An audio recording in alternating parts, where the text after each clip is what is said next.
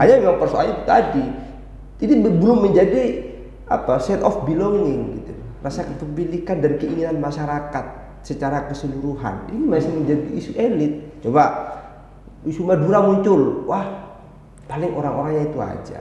Ayo kita bersama-sama untuk menjadi masyarakat yang optimis dan tetap mempertahankan nilai lama yang baik dan mengambil baru yang lebih baik. Itu prinsip kita berpesantren, al-muhafadhu ala qadimis sholih wal akhdhu bil jadidil aslah. Tentu dengan pembacaan dan hasil musyawarah.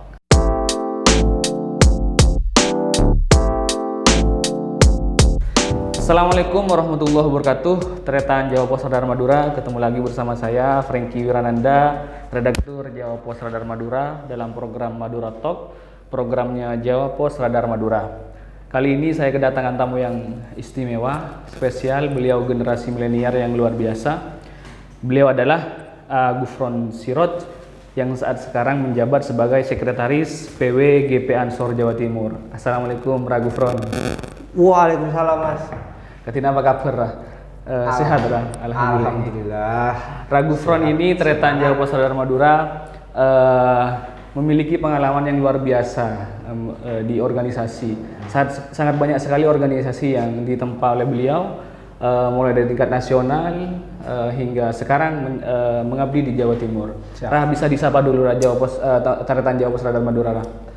Assalamualaikum warahmatullahi wabarakatuh, sahabat-sahabat Radar Madura, pemirsa yang luar biasa. Saya ini sedang menghadiri undangan Radar Madura untuk diskusi berbicara soal Madura ke depan lah, kira-kira begitu. Kita sharing Mas, siap? Saat sekarang isu yang paling hangat di Madura adalah pembentukan Provinsi Madura. Sebenarnya isu ini bukan isu baru, sejak tahun 95 isu Provinsi Madura ini sudah mencuat. Kiai-kiai, ulama-ulama, tokoh Madura waktu itu memunculkan isu Provinsi Madura ini. Hingga pada 2017 lalu sebagian tokoh Madura mengusulkan judicial review kepada Mahkamah Konstitusi dan akhirnya ditolak. Nah, sekarang ini isu Provinsi Madura ini kembali mencuat. Bagaimana kira-kira pandangan Gufron ini tentang isu ini? Makasih.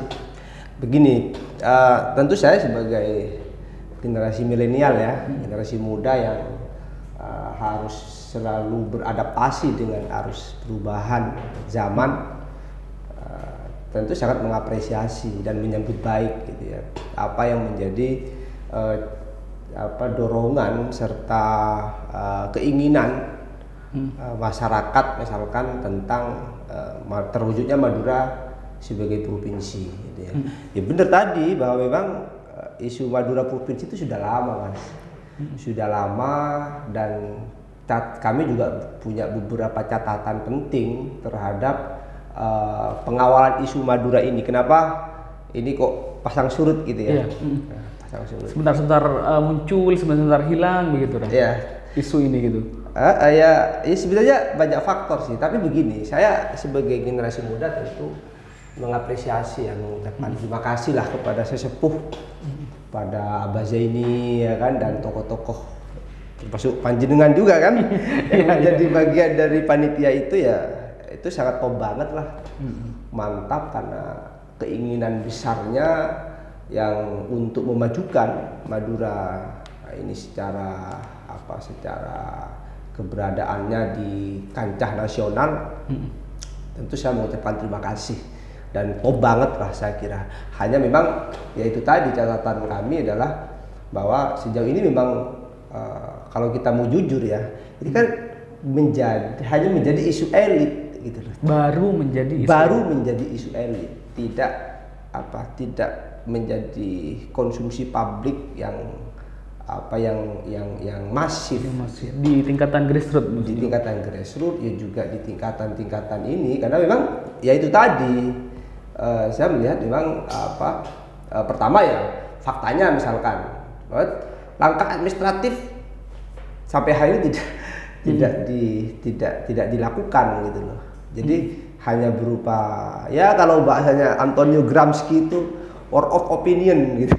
Masih bicara soal opini, sehingga wajar kalau pusat dalam hal ini sebagai pengambil kebijakan, penentu kebijakan Mendagri misalkan, dan DPD itu juga menjawab secara opini gitu. Oke. Hanya catatannya dua untuk ini. Pertama, belum masif kepada masyarakat Madura secara keseluruhan, masih di tingkatan elit. Isu-isu ini tingkatan pejabat-pejabat, tingkatan panitia, tingkatan organisasi-organisasi kemasyarakatan begitu dah. Tidak sampai ke akar rumput sehingga belum hidup gitu kira-kira kan. Ya itu kalau kita bicara dalam konteks opini, orang of opinion. Tapi kan ada on of movement gitu ya dalam bahasa Gantung Negara, meski gerakan movement yang sifatnya yang mempunyai kebijakan gitu loh. Dalam ini misalkan bupati, kemudian legislatif ya, anggota DPRD. Di administratif tadi berarti dah. Ya, di administratif tadi persoalannya. Berarti ada dua, satu sosialisasi atau mengajak masyarakat bersama-sama satu suara Provinsi Madura ini menjadi PR. Yang kedua, administratif kepada pemerintah pusat yang belum dilakukan, begitu kira-kira. Iya, jadi ini kan beda kan, ini harus dibedakan gitu ya. Jadi bukan berarti konteksnya di dalam hal ini opini itu adalah bagaimana masyarakat menyuarakan, tidak semata-mata itu. Tapi bagaimana masyarakat juga menginginkan gitu loh. Karena bukan ajakan untuk kita dorong pada arus seperti misalkan demonstrasi, enggak dong. Penolakan atau ini tidak dalam kerangka, kalau saya ya dalam kerangka menolak atau menerima, tapi ini harus menjadi kegelisahan bersama. Saya kira tokoh-tokoh Madura yang ada di nasional seperti yang pernah sampean ajak ini ya diskusi, minta masukan juga Mas Aki, kemudian Bang Aki ya, Ahol Kosasi, kemudian Mahfud MD dan Artijo Alkostar. Ya, ini kan sudah mampu membedah potensi yang mungkin bisa menunjang terhadap terwujudnya potensi Madura Provinsi. Ini mestinya harus terdelivery kepada masyarakat. Wah, hari ini saya contoh misalkan Madura ini kan secara keberadaan di Jawa Timur ya, secara historis historis kemudian geografis ini kan memang terpisah bos. Mas, dengan Jawa Timur gitu. Iya betul. Budayanya beda, ya kan? Budaya, bahasanya secara beda. Geografis terpisah karena ada jembatan Suramadu aja kan sekarang. Nah, saya kira sudah cukup mumpuni untuk kita dorong menjadi berbicara soal kemandirian ekonomi gitu loh. Nah, sejauh ini memang faktanya kita tertinggal gitu loh. Kita masuk dalam di 38 provinsi, 38 kabupaten kota. Madura ini tertinggal gitu loh. Ya kan? Nah, ini kan juga tinggal dari berbagai bidang. Iya. Pendidikan, ekonomi, kesehatan dan semacamnya. Padahal personelnya keren-keren loh. Orang-orang Madura keren-keren loh. Sampai ada orang desa, saya juga orang desa, ya kan? Mahfud MD itu orang desa. Bahkan kita tidak menemukan orang kota yang menjadi tokoh nasional di Jakarta itu ya. Rata-rata dari desa. Rata-rata dari desa. Jadi kalau dalam hal konteks itu tidak ada disparitas antara kota dan desa. Artinya kesiapan kita dalam menghadapi tantangan globalisasi, industrialisasi itu saya kira sangat siap. Hanya memang persoalannya tadi, ini belum menjadi sense of belonging gitu. Rasa kepemilikan dan keinginan masyarakat secara keseluruhan. Ini masih menjadi isu elit. Coba isu Madura muncul, wah paling orang-orangnya itu aja, ya kan? Oh, ya ininya orang itu aja. Mana sih? Misalkan ini mana? Gak ada. Coba sama tanyakan di daerah. Udah nggak usah sampai level ranting, desa, kelurahan, kecamatan aja, dia nggak tahu. Madura Provinsi itu. Nah ini kan berarti tugas panitia ya dalam hal ini untuk menyampaikan. Memang sejauh ini saya melihat tidak ada eksplorasi atau capaian yang dihasilkan oleh panitia. Kita belum melihat, kayak saya belum melihat itu. Oke, siap. Ternyata Jawa Pos Radar Madura cukup menarik sekali ya, karena kita tidak lagi berbicara masalah layak atau tidak. Kalau masalah layak atau tidak, oke lah, layak kita dari segi bahasa kita beda, dari segi geografis berbeda, kekayaan alam luar biasa, tetapi bagaimana langkah jitu kira-kira untuk mewujudkan Provinsi Madura. Nah ini Dengan sebagai salah satu representasi pemuda Madura, apa kira-kira yang harus dilakukan oleh para pemuda Madura ini untuk mewujudkan cita-cita yang sudah puluhan tahun ini, Ran? Ya, satu begini, tentu hari ini kalau kita bicara soal anak muda, itu waktu untuk berpikir tentang sesuatu di luar dirinya itu tuh lebih banyak daripada orang generasi-generasi yang sudah senior kita, ya.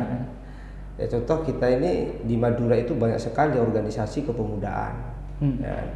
Ada PMII, ada HMI, ada GMNI, ada KNPI, banyak sekali, dan kita belum melihat gerbong kepemudaan itu. Keterlibatan ada Ansor, ya kan, NU, kita belum melihat itu.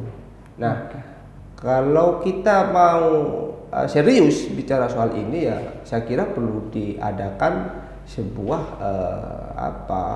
diajak bicara lah, dan tugas-tugas itu ya generasi muda itu, Mas. Generasi muda itu memang cenderung orang memang kelihatan nggak serius gitu loh. Tapi ketika dia dikasih tanggung jawab, ya dia pasti selesai. Itu potret dari generasi muda hari ini. Kayak apatis gitu loh. Kit zaman now itu kayak apatis. Artinya jangan diragukan kalau selesai tugas gitu. Jangan diragukan. Pasti diselesaikan. Pasti gitu. Selesai. Ya ini kan kita bisa lihat lah ya peran kaum muda di dalam sejarah Republik ini, ya kan. Sama aja di Madura. Jadi memang menurut saya belum ada di tingkatan panitia itu konsolidator, ya. Konsolidator yang bisa menyampaikan pesan ini, ya. Pesan bukan berarti kamu harus setuju, itu nggak bisa dong. Ini kan bukan pada soal setuju atau tidak. Keinginan. Ini loh potensinya begini loh. Ya. Potensi kalau kita jadi Provinsi Madura, itu kita akan begini. Nah ini kan nggak ada. Belum masif ya. Belum iya bisa dia belum masif. Nah, anak muda ini tentu lebih banyak waktu untuk melakukan memberikan waktunya untuk bekerja soal itu. Ya berarti kuncinya di sosialisasi itu, artinya kalau masyarakat Madura sudah mengetahui dampak-dampak positif ketika Madura menjadi provinsi, maka tidak lagi berbicara setuju atau tidak, tapi mereka juga ingin menjadi provinsi. Keinginan beda kan, orang mau setuju atau tidak, milih atau tidak, tapi kalau sudah menjadi keinginan bersama, wah itu baru keren bos. Ya kan? Karena gimana coba orang berkeinginan, dia akan modal sendiri, ya, akan berpacu sendiri, akan berusaha sendiri, dan ini pasti. Dan keinginan ini tidak boleh hanya di tingkat elit kalau begitu. Oh iya dong. Nah, sementara ini kan problemnya ini masih isunya level elit, Mas. Saya sampean saja kan merasakan begitu, ya kan. Coba, ya kan, kayak saya ya di Ansor misalkan. Ansor itu punya 819, ya. Saya catat ini. Kita itu punya 918 desa dan kelurahan ranting ya di Madura, ya kan. Kemudian punya 79 kecamatan PAC ya, pimpinan anak cabang.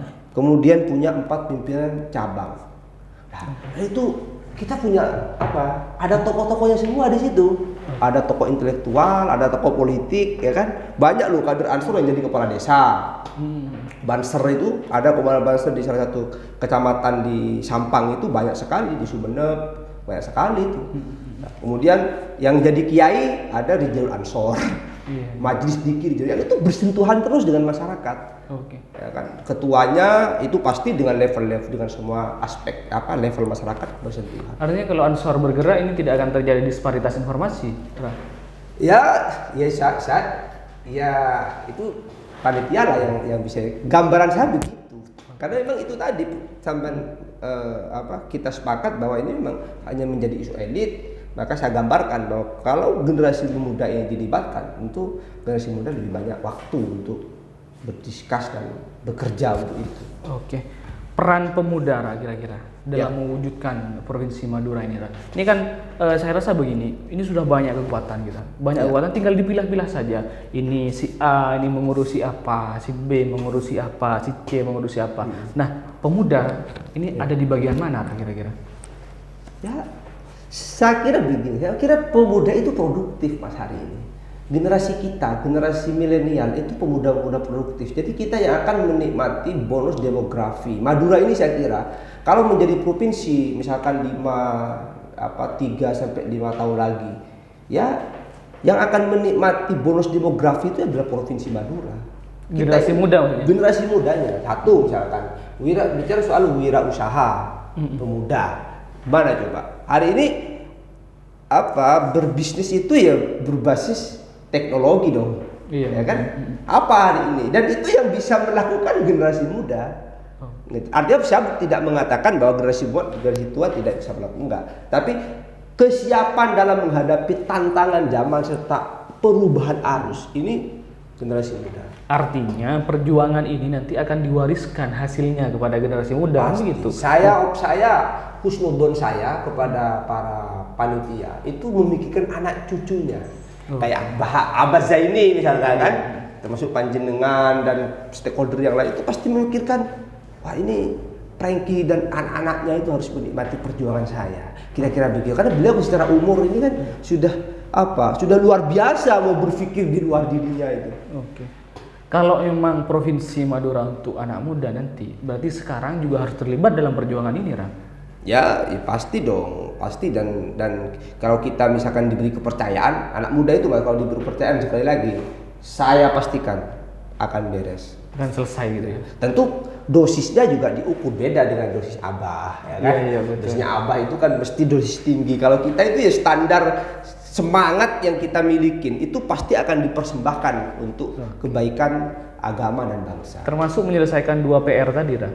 Pasti. Sosialisasi kurang masif dan administrasi. Pasti, insya Allah pasti, pasti. Karena banyak sekali generasi muda yang doktor hari ini kan, doktor jadi politisi itu tangguh Mas sekarang. Lah ini belum kelihatan ini, belum kelihatan. Mana coba sampean? Nggak ada, belum kelihatan. Saya kenal sampean itu karena host keren aja kan.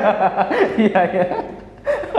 Sahabat Jawa Masyarakat Madura, kita tahulah bahwa Ansor memiliki basis massa yang jelas, memiliki kepengurusan yang jelas di Madura. Bahkan tadi disebutkan oleh Ra Gufron bahwa ada 918 ranting. Ranting ini kepengurusan di tingkat desa ya, Raya? Iya. Di tingkat desa. Ada 79 PAC atau pengurus anak cabang. Ada 4 PC. Ya. Sejauh ini, Ra, isu Provinsi Madura ini pernah dibahas enggak di internal Ansor Madura secara keseluruhan? Ya kami melihat kami melihat ini hanya, mohon maaf, kok ini kayaknya sekedar bunyi-bunyian saja. Karena memang biasanya kalau kita memang mau serius bicara soal keseriusan ini, ya mestinya semua potensi kita pakai. Saya ini tentu membuat gerbong kepemudaan ya kan, di Madura. Tentu yang harus kita ajak bicara ya tentu ada organisasi ekstra seperti PMII, HMI, GMNI dan semuanya kita ajak. Kamu gimana nih? Ini ada isu ini menarik, ini ada potensi begini, kita baca semua potensinya, lalu kita sampaikan kepada masyarakat. Artinya kalau semua potensi ini dilibatkan bukan tidak mungkin. Bukan tidak mungkin. Saya optimis karena ini memang kalau kemarin saya melihat kan ada pertemuan juga kan di Jakarta, ya kan, dan NU, kemudian KGNU, kemudian kumpul ya di Menko Polhukam di situ. Saya kira ini sangat strategis dan luar biasa lah ya kita lihatnya. Hanya memang problemnya kan dalam administrasi itu kan harus tercukupi dulu kan syaratnya. Betul. Itu kan. Dan ini ya terus terang kalau boleh kami mengklaim gitu ya, itu kan kader Ansor ya kan. Seperti Rabadrut Tamam ya kan. Itu kan milenial Mas, keren. Saya suka sekali sama Rabadrut itu. Iya. Ya. Aji Idi itu kan bagian dari Ansor. NU di sana. Jadi kalau NU bicara, Ansor yang bicara di sini, insya Allah tahapannya berbeda. Tidak lagi menjadi opini, tapi menjadi langkah konkret. Siap. 4 bupati di Madura bagian dari NU, bagian dari Ansor. Ya relatif itu NU. Kira-kira satu suara, kira-kira lah. Ya kita bicara dulu dong. Oke. Kita bicara dulu, ya kan bagaimana ininya. Tapi kalau sebentar, melihat kemarin ada beberapa ketua PCNU yang terlibat ke Jakarta, juga menemui Prof Mahfud MD, kemudian juga ikut menemui ketua DPD RI Pak Lanyala Mataliti, kemudian sekarang ada Sekjen PW Ansor yang juga menyuarakan, saya rasa samalah demi kebaikan, oke lah Madura menjadi provinsi. Artinya di tubuh NU, baik di NU secara global dan secara spesifik ke Ansornya, mendukunglah Madura menjadi provinsi? Ya, itu tadi Mas, seperti yang saya sampaikan, itu kan satu tahapan atau satu pergeseran zaman yang kalau generasi muda itu tidak mungkin akan tidak siap gitu. Pasti saya melihat menyambut positif ini. Hanya saja kembali pada ininya ya, kembali pada ke belakang sedikit itu kira-kira bagaimana sih ini? Ini kan belum jelas ini. Saya tidak menemukan satu kejelasan langkah itu ya. Ini opini terus. Saya itu jadi mahasiswa sudah mendorong ini Pak dulu. Dulu itu kami di Jogja ya, mendorong bahkan di dalam seminar-seminar itu Madura Raya gitu. Dulu pernah itu BPWS kita undang ke Kongres Mahasiswa Yogyakarta itu. Dia memaparkan infrastruktur ya kan indah sekali gitu ya. Yang muda itu pasti siap lah menerima tantangan itu. Hanya ini Mas, yang menurut saya yang perlu kita antisipasi. Pasti ini kan ada perubahan budaya di Madura ketika arus industrialisasi serta pembangunan di Madura. Nah, kita melihat beberapa kali masyarakat kita itu kan cenderung tidak siap dalam hal menerima pergeseran nilai budaya itu. Contoh ya, ini kan kaitannya dengan pariwisata, ya kan? Di beberapa kabupaten, ya, ketika misalkan mau dibangun, kemarin rame kan di Pamekasan itu. Iya.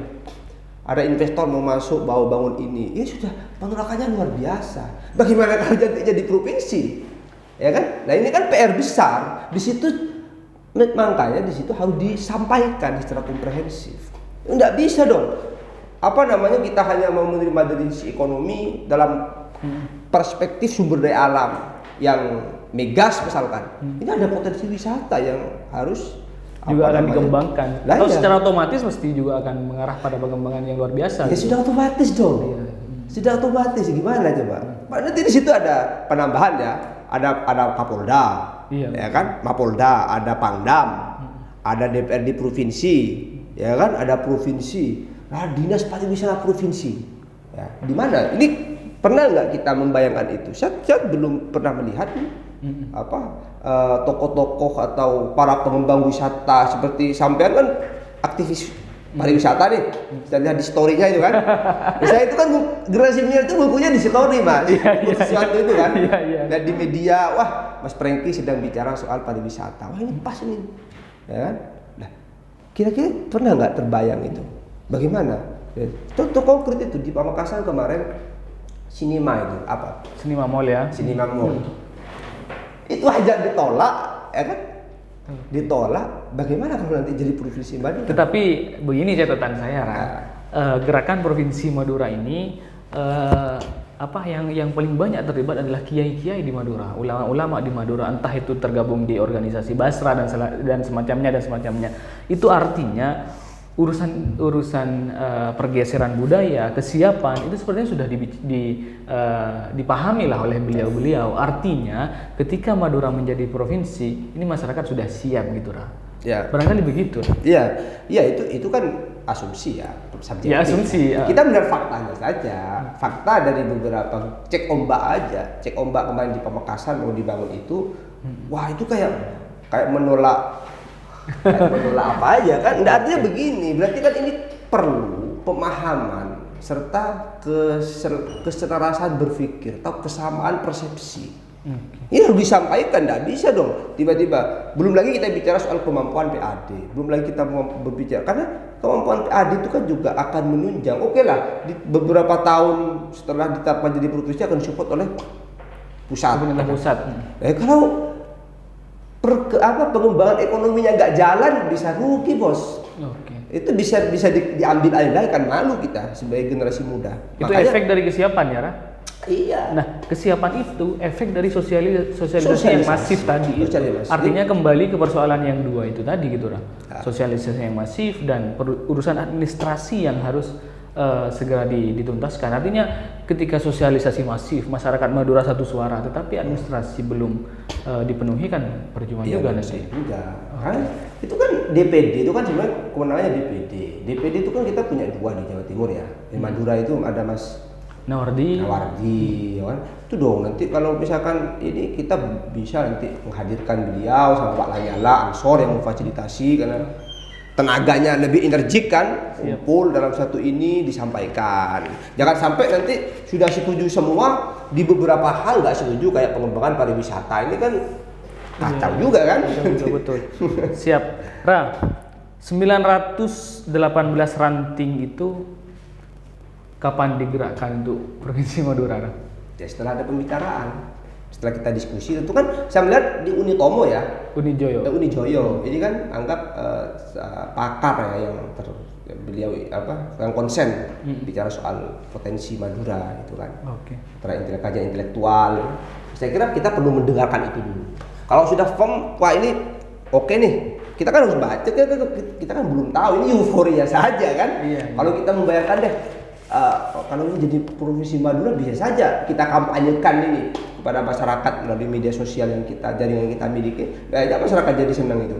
Tapi kan kita punya tanggung jawab moral nih, kita menjadi bagian dari panitia. Tapi kalau kita tidak membahasnya secara komprehensif, ya plus minusnya kan mesti ada tuh. Maka yang baik akan anak muda tingkatkan, kita sosial yang kurang baik, ayo kita baiki bersama, termasuk kesiapan psikologis para tokoh masyarakat dan kiai dalam menerima arus perubahan zaman ini, gitu loh. Itu pasti ada dinas pariwisata. Masa iya dinas pariwisata nggak bisa mengembangkan wisatanya dan ditolak oleh pengusung, kan lucu sekali kan? Iya betul. Oke, siap. Intinya Ansor siap bergerak jika memang sudah ada pembahasan komprehensif dan betul-betul nyata dampak positif dan negatifnya, begitu kira-kira. Iya. Sejauh ini belum ada kajian di internal Ansor. Saya lihat belum ada, ya hanya bunyi-bunyian saja karena ini fluktuatif. Oke. Ya kadang muncul ya, tiba-tiba nggak ada. Tapi sekarang ini muncul sampai tuntas lah, insya Allah. Ya, harapan kita gitu lah. Iya. Dan saya yakin lah kan di sini ada generasi muda yang sampean ini menjadi bagian dari generasi muda yang saya kira tidak akan lelah lah dalam memperjuangkan itu. Hanya memang dosisnya kan berbeda. Betul. Dosis kita itu kan juga terbatas. Terbatas betul. Kalau kita itu punya harapan ya mereka bisa lebih dari itu. Kita itu kan tidak bisa, modal kita itu kan modal keinginan dan semangat kan. Dan semangat itu akan terus kita pupuk dan nanti misalkan misalkan PAC, PC, kita diskusi deh dengan rektor di UTM. Itu kan keren Mas. Betul. Sampaikan nih apa anunya. Nah, dan seperti yang saya sampaikan tadi, kita punya tanggung jawab moral. Artinya tugas kita bukan mengkampanyekan agar ini menjadi kemensen bersama, menjadi isu bersama, itu enggak juga itu. Artinya kita akan mengkampanyekan ini, akan melakukan langkah ini setelah kita tahu tahapannya seperti apa. Siap. Sebagai generasi milenial, tentu kita tidak menjadi menunggu saja, tidak, tetapi menjadi generasi yang menjemput bola, ya kan? Artinya kalau memang butuh kajian yang komprehensif bersama para tokoh, para kaum intelektual, akademisi misalkan, tentu kan sebagai generasi milenial di Ansor sendiri tidak akan hanya menunggu, artinya ada komunikasi. Itu akan dilakukan kira-kira? Ya, pasti karena Ansor ini kan politiknya adalah politik kebangsaan. Sejauh yang itu berhubungan dengan kepentingan masyarakat, kepentingan agama, pastilah Ansor pasti melakukan komunikasi itu. Termasuk nanti pasti Ansor akan minta saran kepada kiai-kiai NU, kan karena penentu koordinasi kita itu jelas, Mas.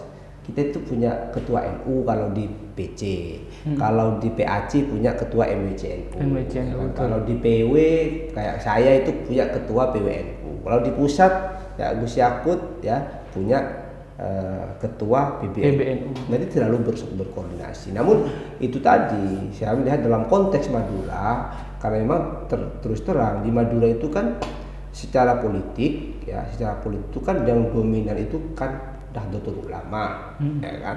Artinya dan kepala-kepala daerah itu ya saya itu masih menjadi bagian dari keluarga besar Nahdlatul Ulama. Maka kalau tahapan ini mau kita konkretkan oleh panitia, ya mestinya ke sana arahnya. Gitu. Oke. Jelas sudah ya. Lorong-lorongnya sudah jelas gitu ya. Oke. Kita pasti siap lah. Siap.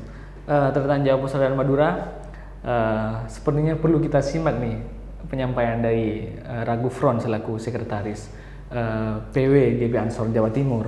Kira-kira kapan akan bergerak, langkah konkretnya seperti apa, dan goalnya apa kira-kira? Khusus pembentukan Provinsi Madura. Ini kita sudah tidak bicara opini, kita sudah berbicara langkah nyata, besok mau apa, lusa mau apa, dan selanjutnya sampai betul-betul keinginan dan cita kita bersama ini terwujud gitu. Kalau memang kembali tadi bahwa Provinsi Madura untuk masyarakat yang lebih sejahtera, berkemajuan, lebih maju, dan lebih meningkat lah dari sisi apapun, pendidikan, kesehatan, dan semacamnya. Ya begini, tentu kan ini pasti ya kader Ansor, kader Banser itu kan mungkin pasti menyaksikan ya. Itu pasti ada pembicaraan. Hanya kalau dalam keputusan organisasi ya kita kan pasti harus musyawarah. Karena kan musyawarah. Saya ini sekretaris karena kebetulan saya orang Madura saja kan. Betul. Nah, saya punya ketua PW. Jadi harus berdiskusi dengan ketua PW bagaimana pandangannya, terus kita minta arahan, kemudian PC bagaimana pandangannya, itu kan harus kita sinergikan, baru di situ akan dilakukan langkah-langkah. Ya, tentu kalau ini bisa bersinergi dengan panitia itu. Dengan panitia juga termasuk dengan Uni Joyo, Pak Rektor Uni Joyo, bagaimana kira-kira kita ini bergerak di level mananya nih, ya kan? Siap. Nah, karena kita ini kan dan siap bergerak di level apapun. Ya pasti anak muda, Pak. Anak muda itu siap terus. Nggak pernah menolak tantangan. Jangan kan yang apa namanya, yang mungkin dilakukan, ya nggak mungkin itu lo bilang siap. Siap. Bicara girah itu kita pasti punya lah. Oke, siap, terakhir mungkin disampaikan khususnya kepada keluarga besar Ansor di seluruh Madura, terus secara umum juga kepada pemuda. Kira-kira bagaimana kita bersikap dalam isu besar ini, Provinsi Madura ini? Yang jelas satu yang perlu disampaikan bahwa isu Provinsi Madura ini tidak muncul akhir-akhir ini, tapi muncul dari sekitar tahun 95-an lah. Waktu itu para kiai sepuh, para ulama-ulama besar di Madura yang memiliki keinginan itu. Kira-kira apa yang harus dilakukan dan bagaimana bersikapnya? Bisa disampaikan ke rekan. Ya begini, Assalamualaikum kepada sahabat-sahabat kader Ansor Banser. Tentu kader Ansor Banser itu tidak akan pernah bergeser kecintaannya kepada Indonesia sedikit pun, di siapapun pemimpinnya, siapapun presidennya, siapapun bupatinya, tetap Ansor itu tidak akan pernah bergeser pada komitmennya untuk dalam mencintai negara kesatuan Republik Indonesia. Clear gitu ya. Kemudian terkait dengan isu ini, saya kira hal yang positif itu pasti. Kita tidak akan pernah melihat apa latar belakang mereka dan seperti apa. Kita selagi ketemu dalam satu komitmen kebangsaan, kedaerahan, ya, keagamaan, saya kira clear. Insya Allah pasti kita akan support gitu ya. Hanya saja dalam hal kebijakan organisasi tidak bisa kita bergerak sendiri karena memang kita ini satu komando gitu. Yang PC itu pasti berkoordinasi dengan pimpinan wilayah, yang PAC pimpinan cabang itu pasti berkoordinasi dengan pimpinan cabang. Jadi semuanya satu komando. Nah, untuk satu komando tentu harus melalui musyawarah mufakat, dan itu menjadi dasar dalam kita beragama dan bermadura. Kalau dalam bahasa pesantrennya itu wasyawirhum fil amri fa idza azamta fatawakkal 'ala Allah. Nah, langkah-langkahnya banyak lah. Hanya tinggal ini perlu kita disinergikan saja, perlu ketemu gitu ya. Bagaimana? Karena kita nggak mungkin dong mengkampanyekan sesuatu yang belum pasti. Karena kita punya tanggung jawab. Sekali kan Ansor itu Mas, kalau bergerak itu sampai klimaks. Sampai klimaksnya, sampai goal gitu loh. Tidak akan pernah berhenti di situ. Nah, makanya untuk tidak pernah berhenti maka kita harus memahami apa dan bagaimananya. Kelemahannya di sini, oke, kita isi. Kelebihannya oke kita tingkatkan. Saya kira Ansor kalau sudah dalam tahapan langkah konkret dan tentu melibatkan semua gerbong kepemudaan seperti PMII, HMI dan pastilah kita ajak bicara. Oke. Siap. Ternyata Jawa Pasar dan Madura sudah banyak yang disampaikan oleh Ragufron tadi perihal potensi Madura, perihal peran serta masyarakat, utamanya kaum pemuda dalam mewujudkan Provinsi Madura, bagaimana langkah-langkah strategis dan apa kekurangan-kekurangan yang perlu dibenahi oleh kita bersama, khususnya panitia persiapan pembentukan Provinsi Madura, karena kalau boleh saya menyimpulkan sedikit bahwa isu Provinsi Madura ini masih dalam tatanan opini, belum ada langkah konkret administratif dan sosialisasi yang masif yang dilakukan oleh para tokoh, para cendekiawan yang ada di panitia Provinsi Madura. Untuk itu kekurangan-kekurangan ini harus segera dibenahi, harus segera ditutupi dengan langkah-langkah nyata. Begitu kira-kira closing statement lah, barangkali apa harapan kepada Madura secara umum ini. Sini lah. Harapannya itu ya Madura harus lebih maju karena orang-orangnya keren. Oke. Orang-orangnya top ya, Mas Franky ya, ada di atas di sana itu ada Pak Mahfud MD, ada Mbah Ahsanul Kossasi. Kita punya semuanya. Maka kita tidak akan pernah pesimis dalam menghadapi tantangan itu. Ayo kita bersama-sama untuk menjadi masyarakat yang optimis dan tetap mempertahankan nilai lama yang baik dan mengambil baru yang lebih baik. Itu prinsip kita berpesantren, al-muhafadhu ala qadimis sholih wal akhdhu bil jadidil aslah. Tentu dengan pembacaan dan hasil musyawarah. Pembacaannya gimana, seperti apa, insyaallah top lah. Oke, siap. Terima kasih Ragufron sudah bersama kami di program Madura Talk. Terima kasih juga Ternyata Jawa Pasar dan Madura yang menyaksikan siaran live melalui akun Instagram Jawa Pasar dan Madura. Mohon maaf karena di pengumuman diumumkan kami jam 16 karena kebetulan ada teknis yang tidak bisa dihindari, akhirnya molor sampai ditunda lah. Sampai 3 jam. 3 jam.